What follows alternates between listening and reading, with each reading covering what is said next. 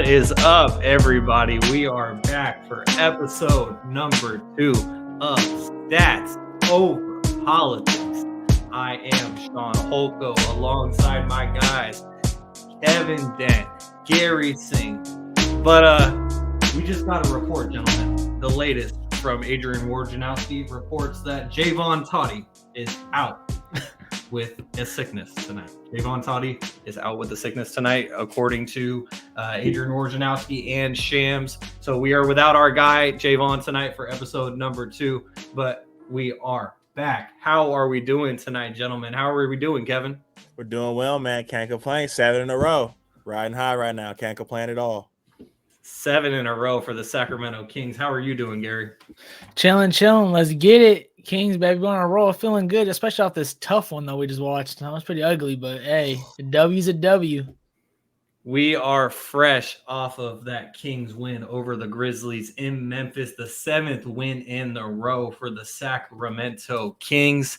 They haven't done that since 2004, gentlemen. We were all in elementary school at that point, in the early years of elementary school, which is the craziest part. So we were going to originally talk about the Kings at the back end of today's show. We're going to talk about them at the beginning of today's show because we don't want to waste any more time before we do get into the Kings. But just a quick overview, just for all of you to know, we are going to talk a little NFL. We got to talk about each of our teams, not Gary's. We're gonna substitute the Steelers for some Raiders because we know we got some local Raider fans.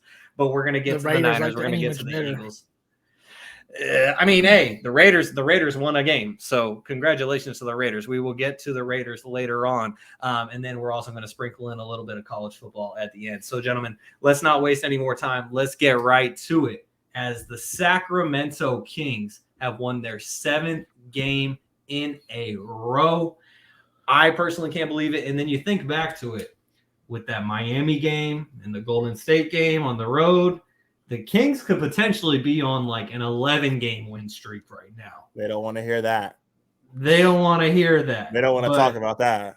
They don't want to talk about it. But, Kevin, I want you to talk about it. So the Kings have actually won 7 games in a row. So let me just get your overall thoughts on this streak so far. Dude, it's exciting. It's super exciting, especially being a fan that doesn't live in Sacramento. So I have to watch all the games on TV, just seeing the progression of no fans being there. And now we're on TNT, so it's an exciting progression. This team is exciting to play, man. It starts with the Sabonis and Fox, and coming off the bench, whoever you want, you can pick. Every night we have a new man coming off the bench. It's consistently Malik Monk, but Terrence Davis will come in and pitch in every now and then. But we have a lot of good things coming in Sacramento right now. So I'm really excited to be a Kings fan. And Garry, you've been to a couple of Kings games during this streak. So what was it like to be in the arena for the atmosphere and then also watching from home? Man, to be honest with you, the crowd is always, I feel like, been into it, the Kings fans. And it's been crazy to see. I feel like even players have mentioned it, how crazy the atmosphere.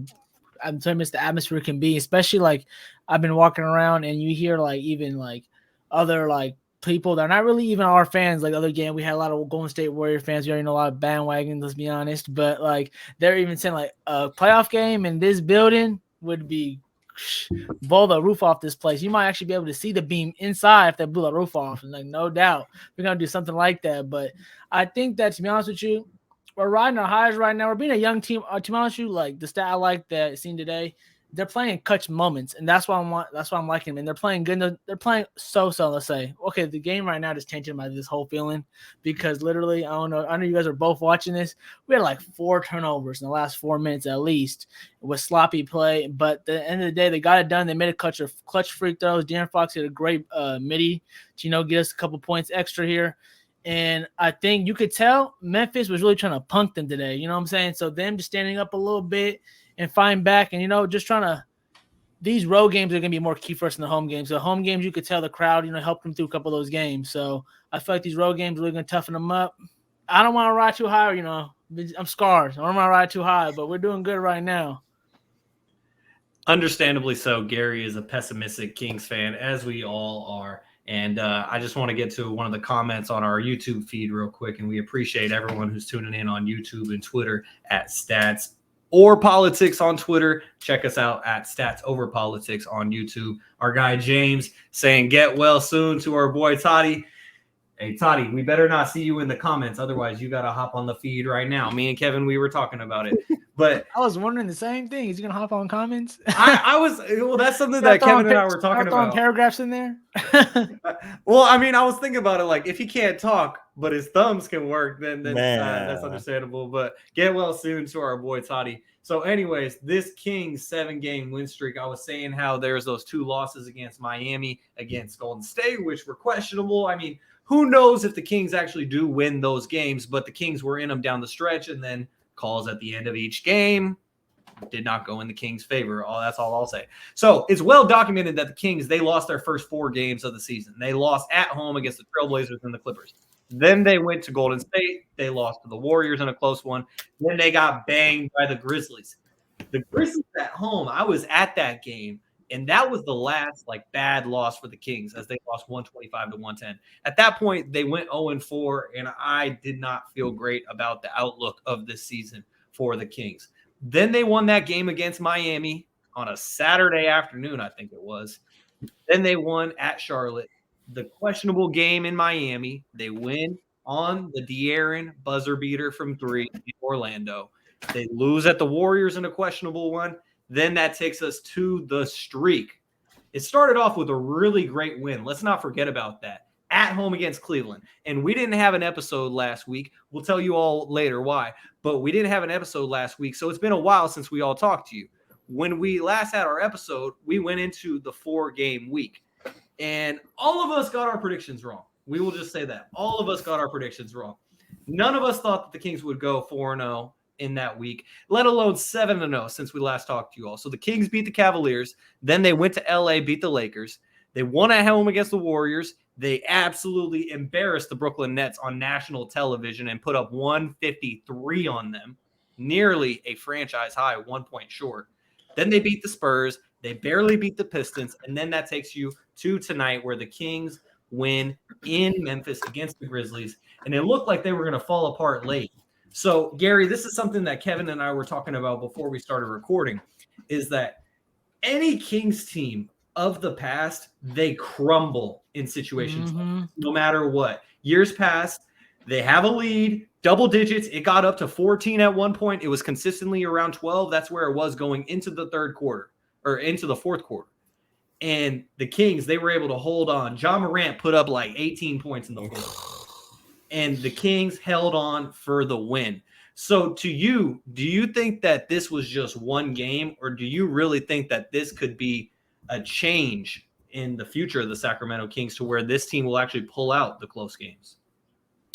To be honest with you, they're going to have to keep being in these moments, like I said, and they're going to have to keep going through. I think time will tell, to be honest with you. We can try to predict the future here. I want to say, yes, I think I see little components here and there where I feel like they can improve in. But I think the main thing you've been hearing them preach, especially through the coaching staff and through the players, I think everyone they've been saying on social media, every interview, you see them, they're preaching defense. We can see by the scores. We can handle anything on offense. We got shooters all the way around. We got a great guy in the paint right now distributing, starting to know where shooters want the ball, perfect passes in the corners, starting to do telepathy passes, you know what I'm saying, reading the defense.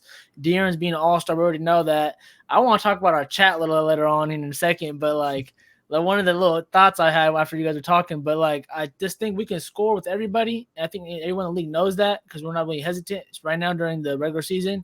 But I think defensively, that's where we're going to make our chops. That's how we're going to really win these ugly games, especially down the stretch when things aren't clicking and you're on a away team. You're in Boston, the crowd's going crazy. You're in Memphis, say Boston, those crowds that go crazy. And, Sabonis missed one free throw. We still got the other second one, which was good. But still, these clutch moments are going to add up at the end of the day. But like Kevin keeps saying, I keep just thinking about the meme. The win is all that matters. So, I mean, that's just the bet. I think I watched, not to be too long, but Shaun Payne on Kyle Cowherd's show.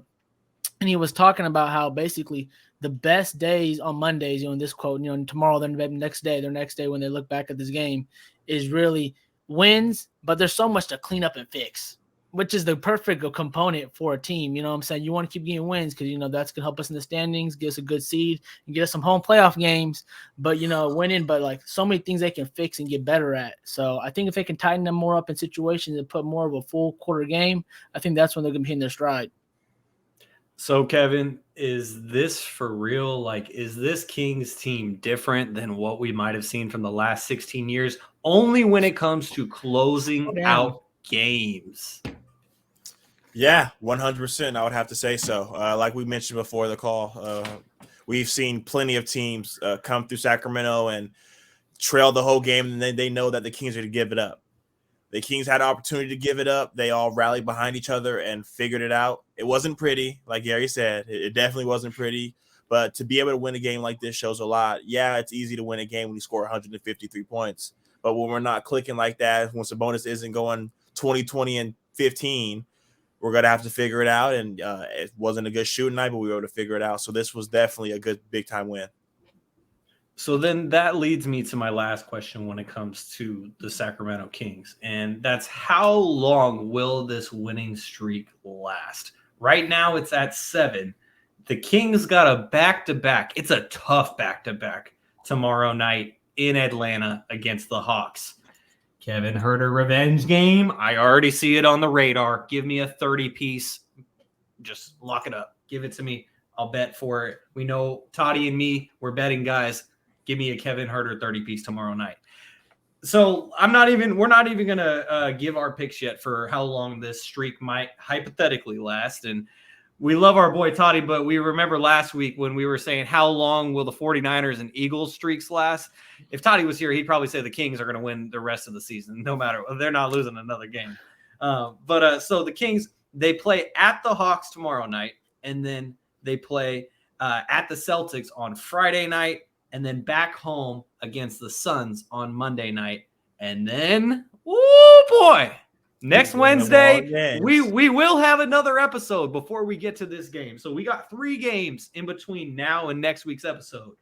But, oh boy, the last game of November, next Wednesday, that boy, Tyrese Halliburton, he'll be back in Sacramento. His first game back in Sacramento since he was traded to Indianapolis. Ah, man, that game is going to be good. So, Garry, I'm going to throw it to you first.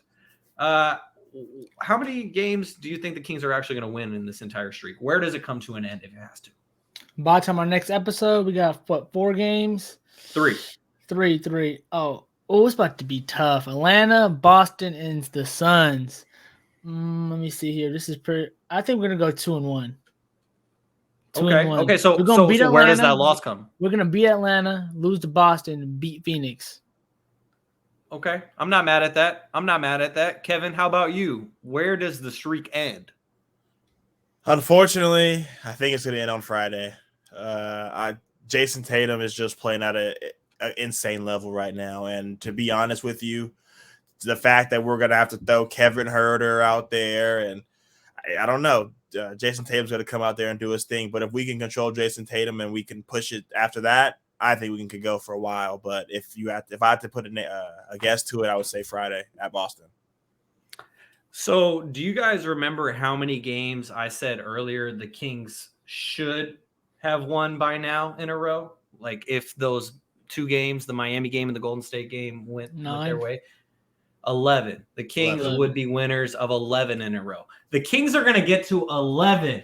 The Kings are going to win it in Atlanta. The Kings are going to win in Boston. They're going to come back home. They're going to beat Phoenix. They're going to beat Indiana from Indianapolis. The streak comes to an end against the team that they played tonight on New Year's Day in Memphis. The Grizzlies are going to get their get back. You better believe that. And New Year's Day in Memphis, I think the streak comes to an end at 11. That's Garry. You know me. You've known me for years. Kevin, you've known me for about 6 months now. The more you learn about me, the more you know that as a Kings fan, I'm extremely pessimistic. Right now, this is as optimistic as I can get, saying that the Kings will win their next 4 games and get it to 11. But I'm saying the Kings get the streak to 11, and it ends in 2023. The Kings will not lose again this year. Wait, bro, you know we have a whole December, right? You know it's not December, right? I realized once I said it that I skipped a whole month. Yeah, no, look at that schedule. I said I'm here for it. I'm looking at the schedule. I said because I was looking at the schedule. My guy. See, what had happened was I was looking at the Kings schedule on the ESPN app, and my big old fingers got in the way. And I tried to click on December, and it got me to January. So, yeah, let's just say the Kings don't lose until January. Check the comments. Oh no! He is Oh no! made it. Wow! Look who made an I don't think we're appearance. at the beginning. Look who made an appearance. Thank He's you a for healthy. blessing us. He's healthy enough to make it into the comments, but he ain't healthy enough to be alongside us. We love you, Toddy. Hey, Toddy, answer that question. How long does this Kings winning streak last? I want to know. All right, guys. So before Toddy, just hop on, man. Just do a flu game. I'll send him the link. I didn't send him the link in the email because I didn't think he'd be joining us, but I'll send him the link. I will send him the link. So, but before we get to next Wednesday's game, I just wanted to take a little bit of time to do this comparison real quick. And this is the last thing we'll talk about with the NBA for this week. But I don't know if you guys saw, but today the Players of the Week, I believe it was Players of the Week, was announced in the NBA, in the Eastern Conference and in the Western Conference. Kevin, by the look on your face, I know you know who won each award. Gary, do you know who won each award? No. 25. By the way, yeah, Toddy said that the Kings are going to win 25 games in a row. I love you, Toddy. That's my pick. If the Kings don't lose till 2023, I think that's the Heat streak, right? You said 2013. I'm pretty sure that was their year they won all those games. Okay, that makes sense. They're chasing the Lakers. The Lakers have the most, I think. Okay, so anyways, the Players of the Week were De'Aaron Fox got Western Conference Player of the Week, and Tyrese Halliburton got Eastern Conference Player of the Week. And that is because both players have led their teams to simultaneous 6-game winning streaks for the Kings, 5-game winning streak for the Pacers. Kings are now at 7. So I just wanted to talk about that here and now. The two teams do play in 8 days from now, but I want to talk about this now because both teams are on a winning streak right now. So I feel like it's probably best to talk about it right now. Kevin, I just want to ask this question of you. Who do you think makes the playoffs first? The I keep wanting to say Indianapolis, the Indiana Pacers, or the Sacramento Kings. Who makes the playoff first? It got to be the Kings. I think we're just we're farther along than they are. They're definitely still in the rebuild stage. They're playing really well. They might be the Eastern Conference Jazz, but they're definitely in the Wemby race when it all comes down to it. I think they'll slow down. Miles Turner's playing really well, and if he still gets out of there, that's going to take a big hit. So I would definitely have to say the Kings to make it to the playoffs first. All right, Gary, same question to you. Oh, the playoffs. I'm looking at the standings. They're in 4th place. They're 2.5 games from first. Nah, it's going to be the Kings. But I do want to give the Pacers some credit, though, because they do have a path because, the East is tough more on the upper deck. But right now, a lot of teams aren't playing well up to the caliber. So maybe they can sneak some early wins and get into the playoffs. But come on now. We're choosing the Kings all day. Come on now. Yeah, see, normally this is where I came off the top rope, and I say that it would be the Pacers without a doubt because the Kings haven't made the playoffs in 16 years. However, based on what I have seen so far this season through 15 games, I believe that this is the season. And I think that the Pacers, they might make the play-in and get bounced, but the Kings will make the playoffs this year. And I think the answer to that question is the Sacramento Kings. All right, before we move on. Yeah, what's up? We're going to have a politics moment right here. I think Kevin, Shaun, I think Toddy, I think you guys all put I was like, we're going to put it out there. We're going to speak it to existence right now, you guys. I think we're going to promote here. We're going to get 2 All-Stars, what'd you say? We're going to get We're going to get Defensive Player of the Year. We're going to get 6th Man of the Year. We're going to get Coach of the Year. We should get every award for all the 16 years of sorrow. They're going to make this a King season. We should put that out there. Make this a King season. You guys can keep the MVP, and we'll put an asterisk maybe on the championship if we can maybe get that one. But other than that, let's sweep the awards here. Come on, Shaun, let's put it out there. Let's get some cooking. Let's get hot takes going out here. All right. Hey, I mean, Gary knows he was a journalism major, that the media, they are the ones who create the narrative. We're creating the narrative here on Stats Over Politics. The Kings are going to sweep all the awards except for MVP, and we'll see what happens with the title. Also, shout out to Julian. He thinks that the Kings. You can't really see the A that well on the live stream, but Julian thinks that the Kings streak ends tomorrow in the A. So I guess we'll just have to see about that. That's a herder. That's a herder revenge game. Herder revenge game, but I gotta do this. I gotta do this for our boy Vaughn, and I know you're watching. I don't know. Trey might go crazy. Trey might go crazy. You break out the shivers. All right, guys. So this is the moment that you all hate every week, and this is Shaun's Pop Quiz. We got one less question this week because our boy Jaevon is out sick this week, and Kevin currently hates me because I refuse to make it multiple choice. We'll see if I budge on that next week. But you guys see the sweater. Same. It is the off season. But we are going to have a WNBA question for each of you on this week's edition of Shaun's Pop Quiz. So, Gary, I'm going to start things off with you. I want to know. You always do. You know it. What was the name of the head coach who won a WNBA title this year? Oh, my God. See, when you do this type of stuff, I feel disrespectful now, bro. I don't remember the coach of the champion now. So can you give like a better question, like maybe a boxing, UFC, something we casually watch?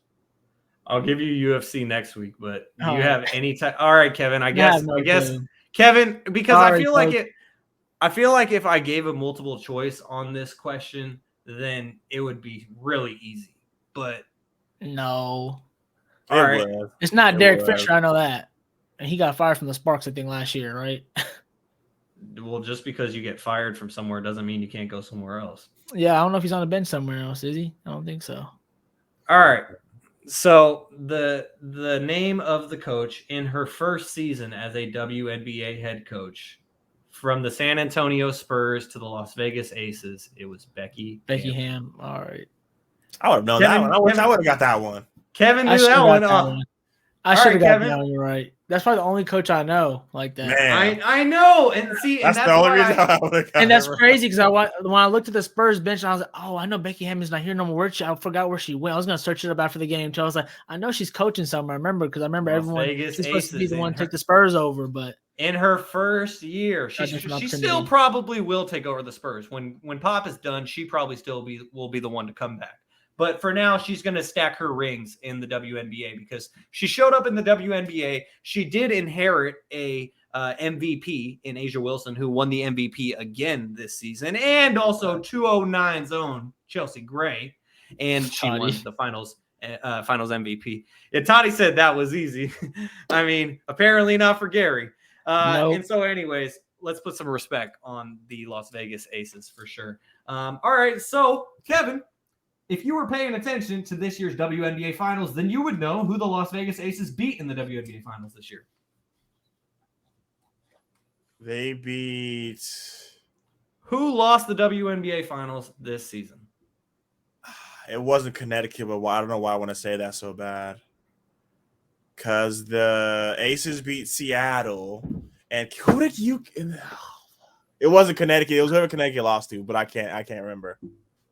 So what is your final answer, sir? We give you 10 more seconds. We'll go with the Connecticut team. I don't know the name of them.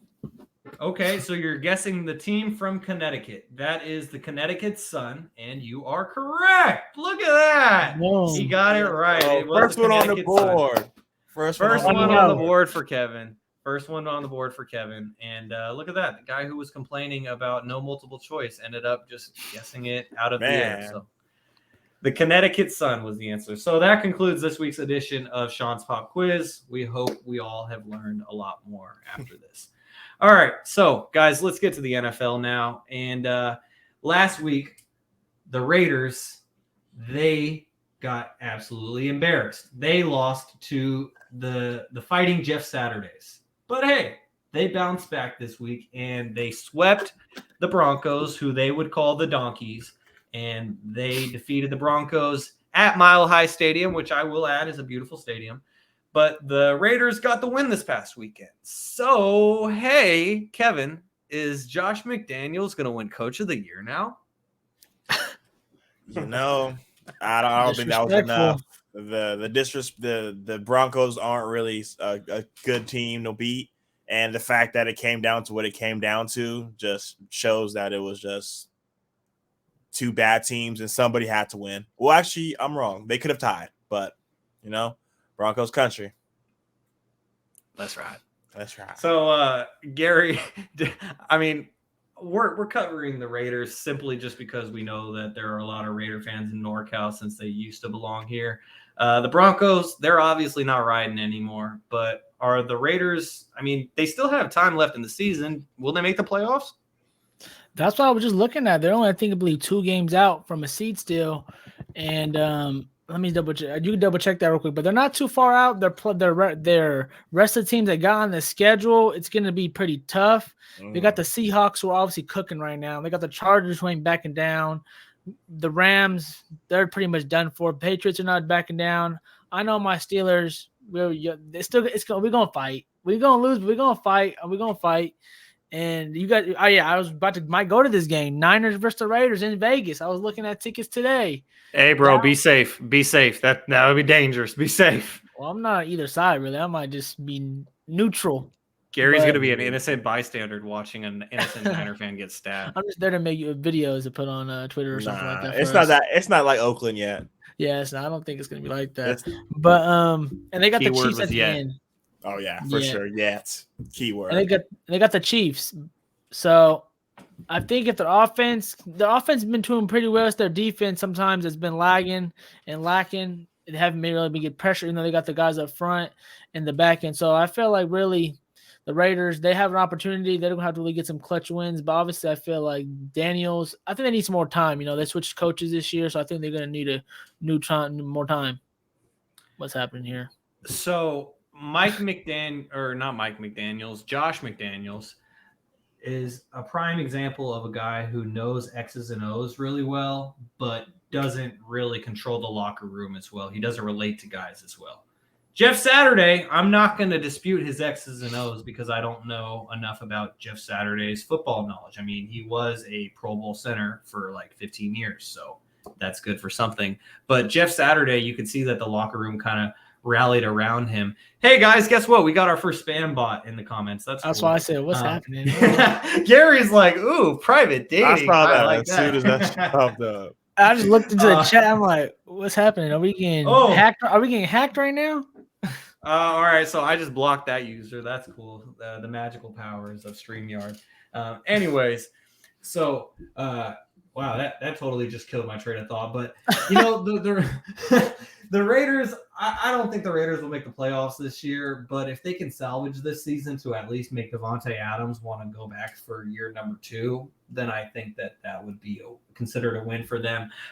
Especially because I don't know if either of you guys saw the clip that came out from after that Broncos game where Derek Carr comes in the locker room and like the whole entire locker room is they're all chanting like DC, and they're all like mobbing around him. You can tell how much that locker room really loves him, and like him crying after the Colts game and stuff like that. Like he wears his heart on his sleeve, and like you got to respect that because not everyone will be that vulnerable for the world to see. And Derek Carr has shown time after time that he is willing to be that person. And so I respect Derek Carr as a man, but also as a football player, I think he's pretty solid. So I hope it works out for him. Anyways, now let's move on to the Philadelphia Eagles, who since we last met, gentlemen, the Eagles lost on Monday Night Football to a team that no longer has its name anymore. And then they almost lost to an ESPN analyst in his home coaching debut. But they did not. They beat the Fighting Jeff Saturdays by 1 point. So just because I want to get the most live reaction to this question, Kevin, I throw this to you. Are the Eagles frauds? No. If anything, they're exactly who we thought they were. The Commanders game, to make a long story short, we beat ourselves. So I'm sorry to all the Commander fans out there who thought they did something. They went into the locker room and celebrated like they won a Super Bowl. I woke up the next day and everybody I knew was a Commander fan. So that was interesting. But we are who we thought we were. We're able to win an ugly game. All of our games in the first half of the season have been blowouts in the first half. In the second half we just coast. This was the complete opposite story. A lot of mental mistakes, a lot of fumbles, and a non-PI or non-face mask call. But no one really cares. We can't blame the refs, but I definitely don't think we're frauds. I feel like this was a really important game for us to just bounce back off of that game and see how we react. And we got the dub, no matter if it was almost. It just counted as a W. Okay, so Gary, this is the real question. What's going on with the Eagles?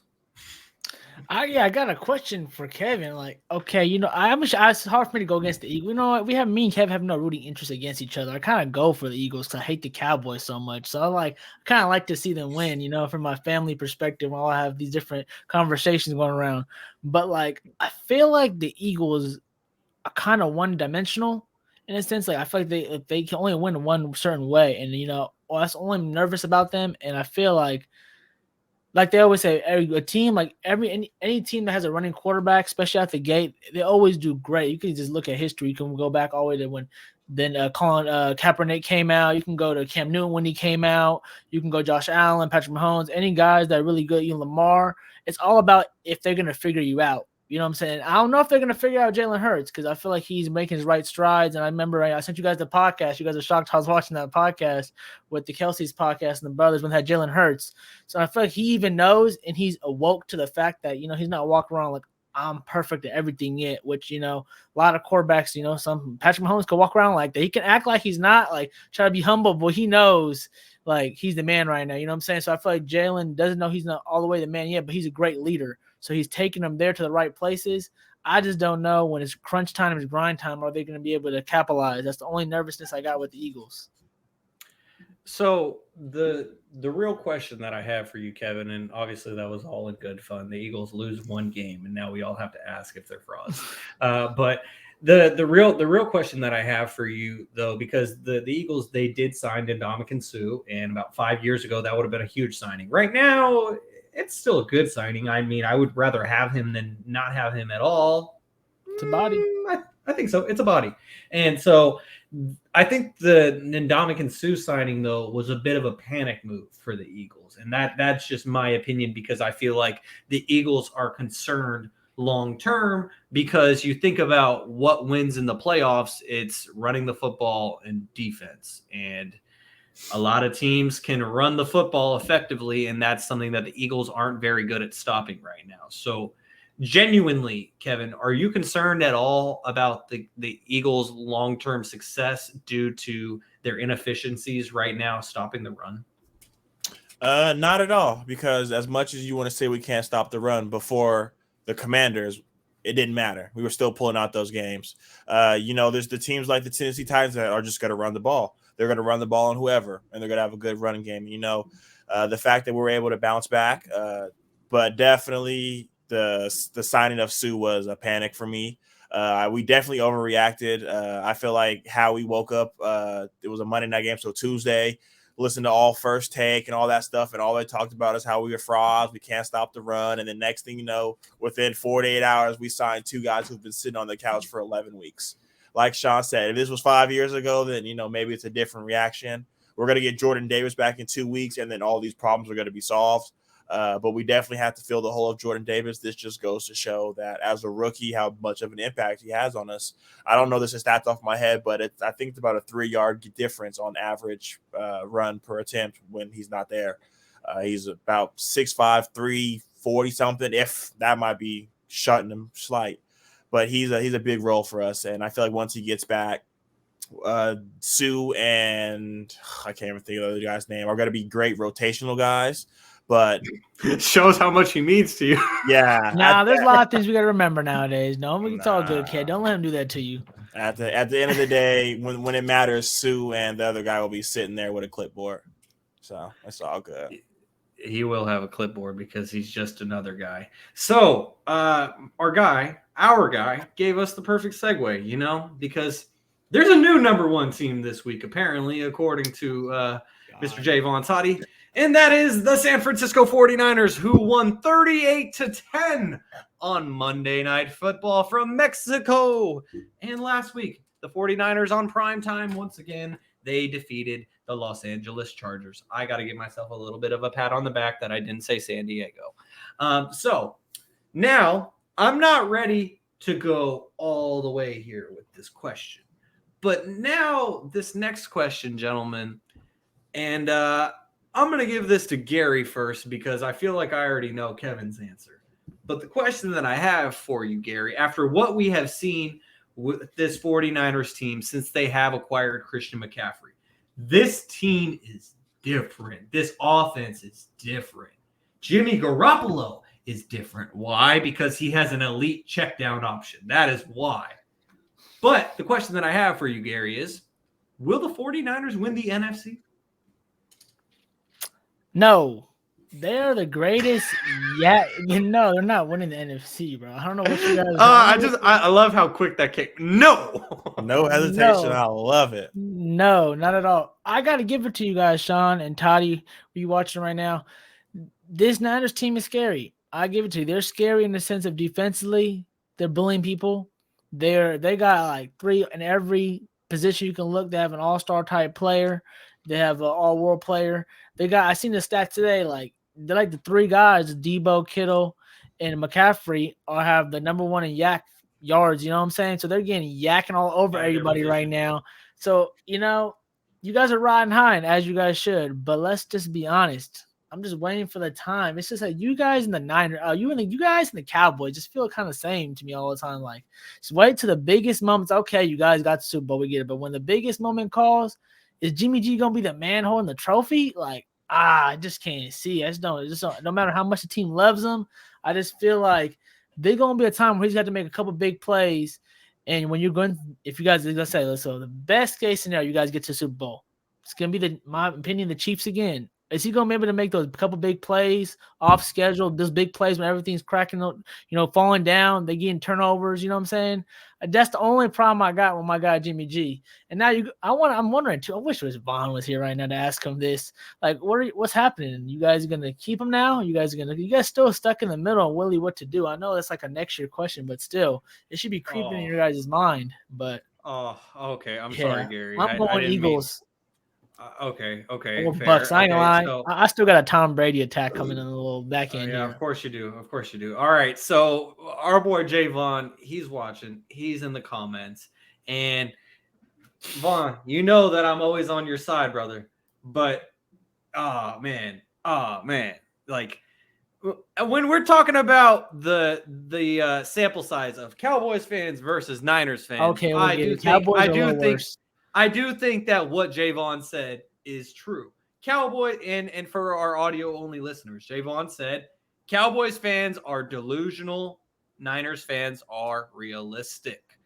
The reason why I disagree with Jaevon saying that, and Garry, you can see the look in Kevin's eyes right now as he's looking off to the side, because some of the things that Jaevon has said to Kevin about the 49ers that I have been a witness to over text and over FaceTime and StreamYard and all that stuff. Toddy, I love you, bro, but don't put yourself in that conversation because you say some super delusional stuff to Kevin sometimes. But hey, he did answer the question. He did answer the question. He said sign and trade Jimmy, maybe to the New York Jets, perhaps. So Kevin, same question to you. I mean, I feel like you and Garry are pretty much on the same page, and this is a weird role reversal for me because usually I got another 49ers fan alongside me going against a fan from another fan base, and you guys are on me. You're on me, and I got to stand up for myself. But I mean, Kevin, what do you think? Do you pretty much just agree with everything he said? Did he nail it?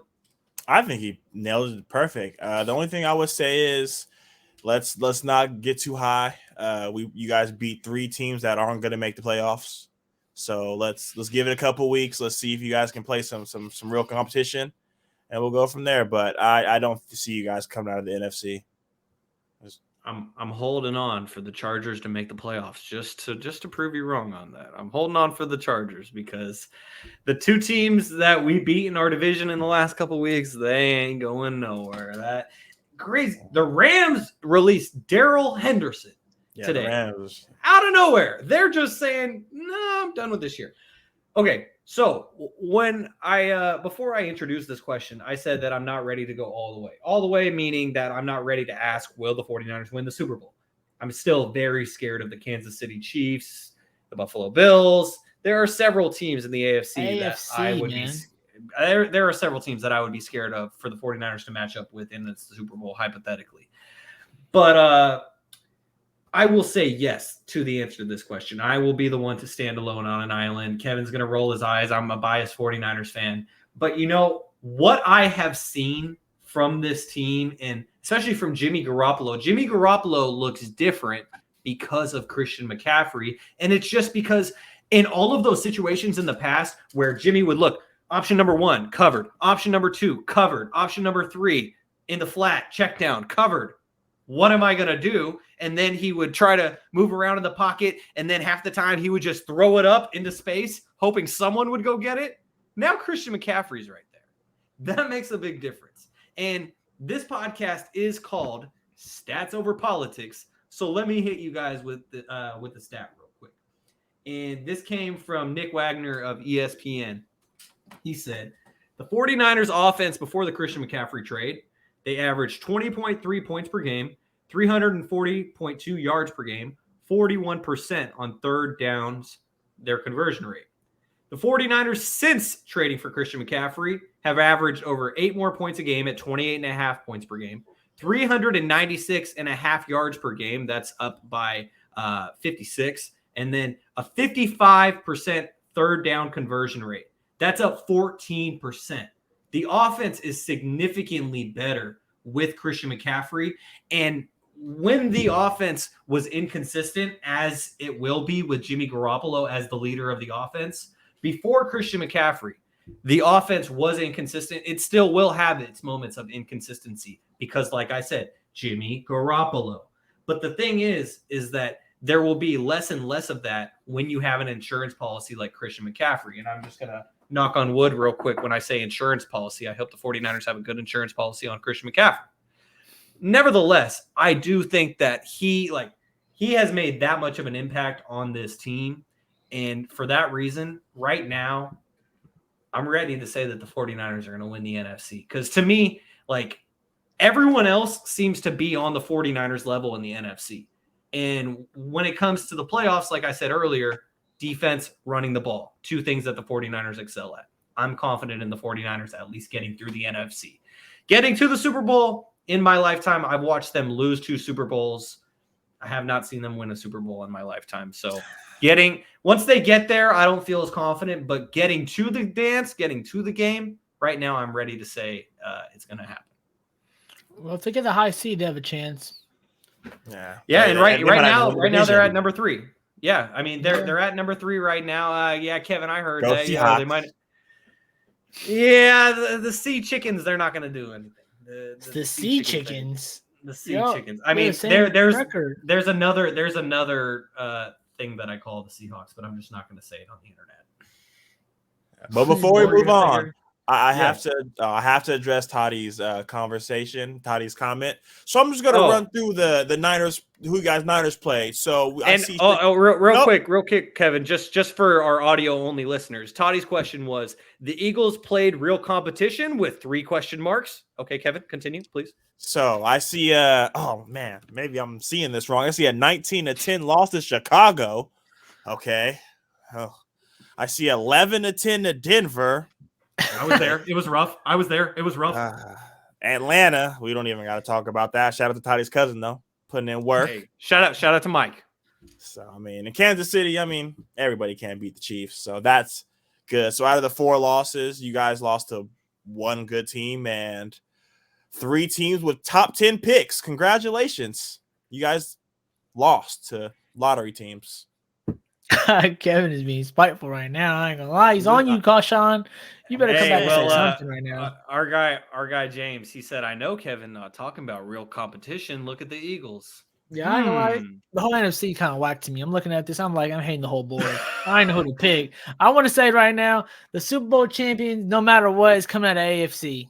The Super Bowl is going to be the AFC championship. I'm gonna tell you right now. That's the Yeah, truth. right now it's starting to feel like it did in the NBA a couple years ago, when Yeah. everyone was just like, no matter what, the champion is coming out of the West. Don't tell me Yeah. anything else. That's That was kind of how happening. it's feeling with the AFC right now. Not But I for mean, an Eagles fan. Okay. I mean, not if Y'all you're an both Eagles play fan. bad team. Can we just be honest? Y'all both play a lot of bad teams this year. Y'all playing great though. Y'all got the talent. teams on You the play. schedule. No, I'm not knocking that. That's the truth. You Yeah. guys play the teams you better play. You don't make your schedule. You guys got a lot of talent. But like, let's think about it. Like, let's be honest. A lot of these AFC teams are in clutch situation games. Like we're talking about the Kings or Chiefs this weekend, clutch situation game. Dolphins have been blowing people out, but they're blowing people out in a really dominant way. The Titans play hard every single game, and they're just grinding things out too. The Ravens, we already know the Ravens. I don't even want to talk about them. And the Bills. And we don't. The Bengals are sitting 7. And my whole division. Look at my division, man. I hate them so much, but they're so good. It's so fun to watch. It's like I hate my division, but I like the quarterbacks. Like I love watching Joe Burrow play. I love watching the Ravens play. I just hope they lose at the end. But all these people are playing clutch games, and you guys are not really like it's coming down to the wire. But I think the competition level might step up a little bit in the AFC. But see if you guys can get there. Yeah, I mean, when you were talking about the quarterbacks in that division of the AFC North, it made me think back to because at first when I pictured the Browns, I automatically thought about Baker Mayfield, but then I forget. I mean, all the off the field stuff aside, you can have your opinions on that either way, but Deshaun Watson on the football field is a top 10 quarterback, point blank, period. And then you got Joe Burrow. You got Lamar Jackson, a former MVP. And then you got Kenny Pickett. Yay, Kenny Pickett. Yay. Hey, we're going to give him till at least his middle of the second year. We're going to see. All right. Maybe the end of Gary's this year. very Let's patient. see. Yeah. But I ain't gonna lie, one good thing though, guys, will be optimistic Gary here. All you guys need is to get the Super Bowl and win one game. That's the beautiful about the football. One game. That's all you got to get there. One game. You don't got to play the whole AFC. They might beat up on each other. And y'all got to play one game. Yep. Just got to beat the team in front of you. That's for sure. All right, guys, as here we are on episode number 2 of Stats Over Politics. We're about to wrap things up as we're getting to the end of things. But before we go, it's time to talk a little college football. We are going to close things out with the 3-time Big Sky champions, Sacramento State Hornets. But before we get to the local team, we got to talk about the national scene and the college football playoff. The top 4 remain the same this week as we got Georgia, Ohio State, Michigan, and TCU. And we got the big game coming up this weekend as Ohio State is going to go up against Michigan. Kevin and I, we are noted Ohio State fans. Hey, Kevin, let me OH. Hell yeah, baby. He didn't finish it for me. You were supposed to say IO. You were supposed to say IO. It's okay. We'll work on it. Anyways, so Kevin, let me just get your thoughts. Obviously noted Ohio State fan, but do you think that this is how the top 4 ends up shaking out, or do you think that things change over these last couple of weeks? Because we got the last week of the regular season, and then we also got the conference championship games. Unfortunately, as much as I would like to have 2 Big Ten teams in there, it's going to have to shake up. Knowing that Ohio State's 2 and Michigan's 3 or 4, either one. I thought they were 3, but I could say be they wrong. might be 3. So someone's going to have to lose, and that one loss, unfortunately, is going to knock them out. And then some team like the team in Southern California that we don't speak of might be able to get in there. I'm looking at it right now. Number 5. Man, we don't bring them up on this podcast, but yeah, man, it's it's. I can't fight for you too much, Vaughn. You know I don't watch college football too much. I can't lie. I'm trying to represent right now. I think Sophia over here put in the chat USC number 5, top 4. We should be. I'm going for them. Why not? A little California love. Come on, y'all. What y'all doing? Gary, hey, Gary, everybody want to know what we should rename Gary right now? We should call him the Devil's Advocate because that's what he's doing right now. That's all I got to do right Advocate. He's stuck with the 2 Ohio State fans and he can't stand it. He's gotta represent for the Trojans. Mr. Vaughn, of course, going with the Wolverines once again, and that has not worked out for him 9 out of 10 times. Kevin, so much so that he went from betting against me to learning not to bet me at all to betting for the Buckeyes. And then that streak finally came to an end last year. Vaughn, trust me, trust Kevin. Bet the Buckeyes this weekend. And Jaevon, I'm ignoring that last comment. Anyone who's watching on the feed, they can tune into what Jaevon said for his latest comment. But I strongly disagree. Anyways, so you got Georgia at number 1, the Ohio State University at number 2, Michigan at number 3, TCU at number 4, LSU at number 5, and those USC Trojans led by Caleb Williams, who Jaevon thinks is the best QB in the nation, at number 6. So, Gary, do you think that this ends up staying the same? I mean, because I agree with Kevin where obviously whoever loses the big game is going to get bounced out of the top 4, and that team will be Michigan. So then you're going to end up with Georgia, Ohio State, and then you got TCU, who are still undefeated. If TCU stays undefeated, they get in. You got LSU, they're 9-2, and USC's 10-1. I think if USC is a conference champion at 10-1, that they probably get in. And then it's all dependent on TCU for that other spot. If TCU stays undefeated, they get in. But if they don't, that's probably where you can see LSU or even an Alabama sneaking in. Even, let's not forget about Clemson either. Clemson's 10-1. Same argument for Clemson as you have for USC. If you're a one-loss team and you're a conference champ, then you might have a legitimate case. So, Gary, do you have any final thoughts on the national rankings? Roll Tide. Let's get Alabama in there. Let's get Bama in there. That's always more fun. Come on now, guys. Let's get Bama. Let's get USC. I don't want you guys to be happy in this situation. I don't want you guys to be happy in this right here. I know Ohio State hates Bama, but oh well, we're gonna have to get you guys. I need you guys more riled up. You guys are a little too more comfortable like right now. Hey, man. The man who couldn't play through a flu game says y'all don't want to see us in the playoffs. And when he says us, he's talking about USC. Speak on it, Marcellus. Marcellus, speak on it. He said Toddy's faking a fever. Oh, he's faking a fever?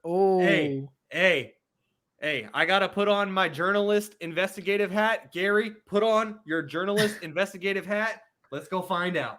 You don't need a picture of the thermometer. Yeah, right. He said he's got 102. I want to see it on the thermometer. I want to see it. I want to see it on the thermometer. So, guys, we started things off with Sacramento. Feel better, We're going Vaughn. to close things out with Sacramento. Yeah, feel better for our boy Vaughn as well. Things are going quite well in Sacramento right now. If you're a sports fan, got the Sacramento Kings won 7 games in a row.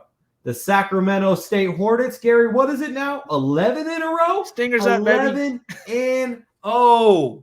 Stingers up. And Sophia said something happened. And Cap. I'm calling Cap. Kevin said pics or it didn't happen. I need a thermometer photo.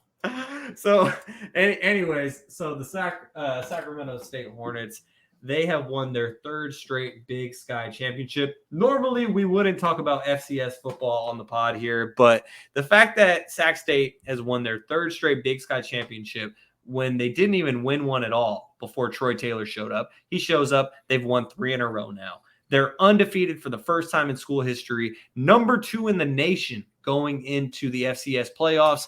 They're going to go up against the winner of like Davidson versus Richmond. So go check that out in a couple weeks. Kevin, maybe we got to get you out here, go to a Sac State football game.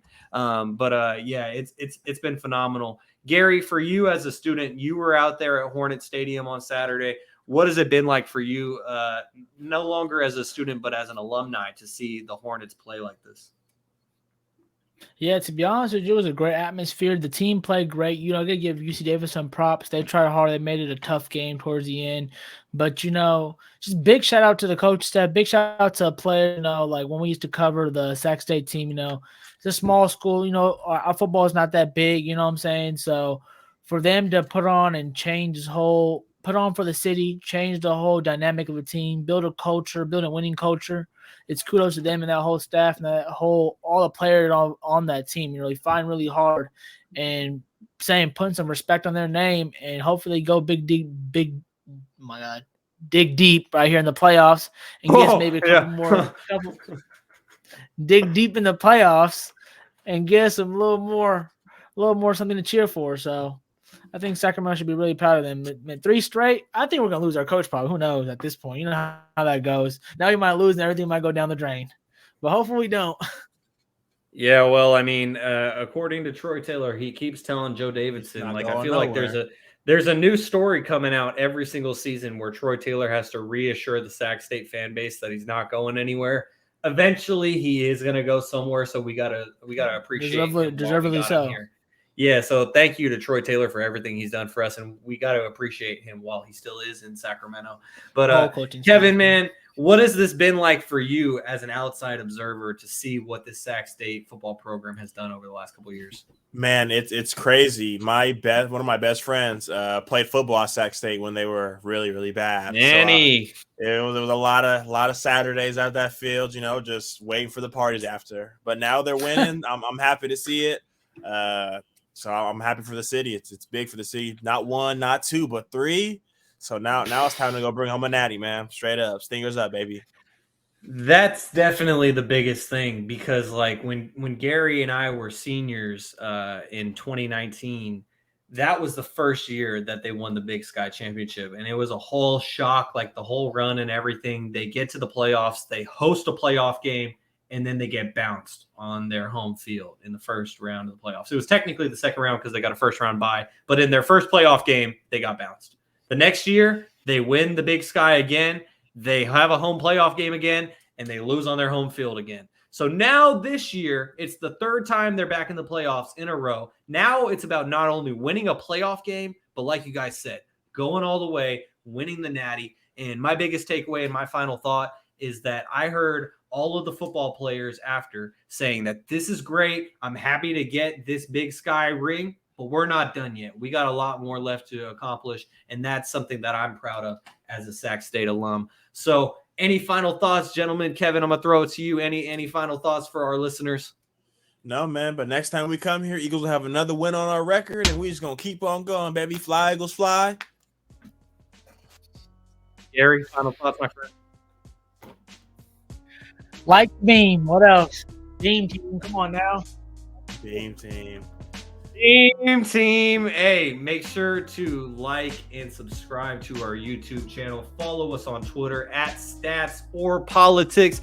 Don't ask us why. It's the character limit. Stats or Politics on Twitter. Like us, subscribe if you like the show here on YouTube. Give us a thumbs up on this video. It really helps a lot. We appreciate you all, and we'll catch you all next week here on Stats Over Politics. Peace.